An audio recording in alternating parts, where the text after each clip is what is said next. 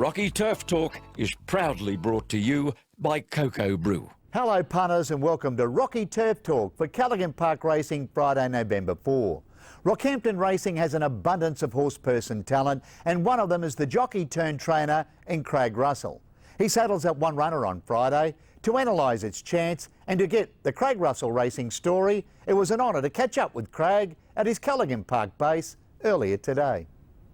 Craig, you currently work full-time for Wheelo Racing, but you're able to have two horses in work on the side. But first of all, tell us, when did the racing bug first bite you? From a very young age, Russell. My father and grandfather always come racing here, and I've always sort of followed along with them. All I wanted to do was be a jockey as I got that little bit older, and I got to fulfil that dream for a couple of years until the weight got the better of me. And then I sort of progressed to working in stables down south, and then progressing into a trainer as myself. You've worked with some of the leading trainers down south, a couple of them that come to mind. I've done stints with Rob Heathcote, John Hawkes, a little bit of time for Peter Moody, Bart Cummings, Jack Denham. So there's some nice names there, some Hall of Fame names. So it was a really good time I had. Biggest battle of your life, you were diagnosed with cancer just over 12 months ago, but you've been able to climb back up off the canvas and fight off this debilitating disease. Yeah, about 13 months ago I got diagnosed with a form of cancer, which was hard to take at the time. I went down to Brisbane and had a marathon sort of surgery that I seem to have come through okay. I just got to do some extensive tests in the next sort of every 6 months just to try to stay on top of it, nothing comes back. Two horses in work, they're both last start winners. Firstly, Round the Fire, he looked good in breaking through and winning his maiden at Gladstone on Melbourne Cup Day. Yeah, it was very nice to see yesterday. We might have found his niche. He really went around that sand track really nice yesterday. It's finally good to see him get a win for his connections. So he's always sort of showed a little bit on the track, but sort of hadn't been able to take it to the race day, so it was good to see. It's been a work in progress, but he's gelled with jockey Natalie Summers.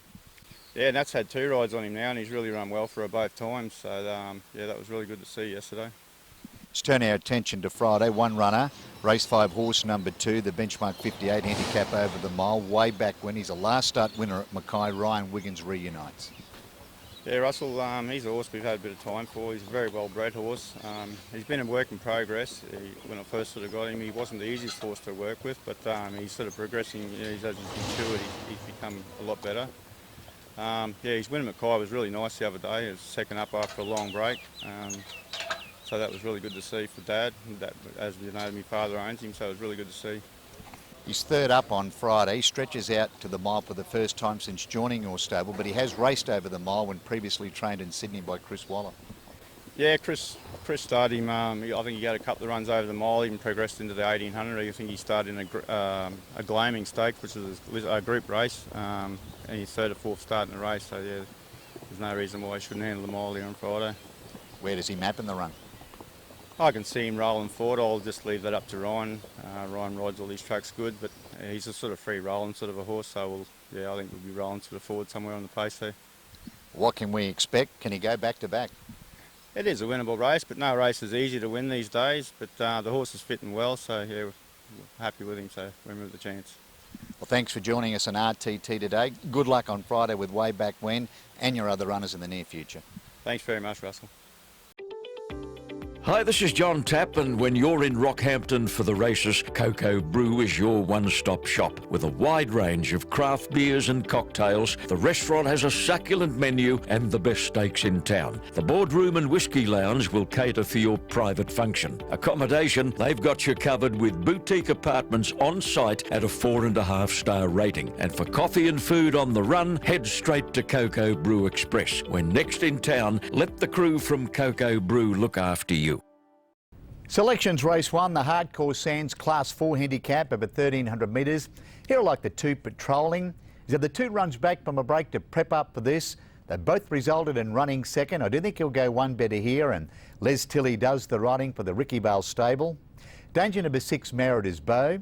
Third best one, Deference, 261, numbers race 1. Then to race 2, the Walker's Hot Bread Shop Open handicap over 1,200 metres. Like the 4 here, Age of Innocence. She comes off a last start win at Auralee in Mackay. She replicates that. I do think she'll go back to back. And her chances are enhanced even more with the claim of Wendy Peel to ride for the Nick Welch Yard. Second selection, number 1, Bowl Style. Third selection, 2 Ply for Yulong, 412, numbers race 2. Then to race 3, the Belroma Park 2-year-old Breeders' Plate for the colts and geldings over 1,050 metres. Here are like the 2 Shemeti. He looked very sharp when winning a recent Callaghan Park barrier trial. If he brings that trial form to the races, I do think he'll win on debut, and Les Tilley has the range for the Graham Green yard. Danger number 1, In Evidence. Third best 4, Master Plan, 214, numbers race 3. Then to race 4, caught in the act, 2-year-old Breeders' Plate, this time for the fillies over 1,050 metres.